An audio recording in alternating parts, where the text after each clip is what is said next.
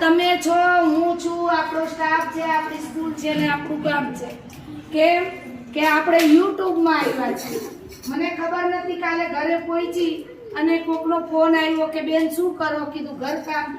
મને કે બધું કામ જ કરે રાખો, ક્યાંક તો જુઓ તમે ક્યાં ક્યાં છો.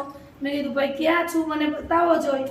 પછી એમણે આપણો યુટ્યુબનો વિડીયો મૂક્યો છે અને એ બધું જોજો. પાછું જિજ્ઞાસાબેન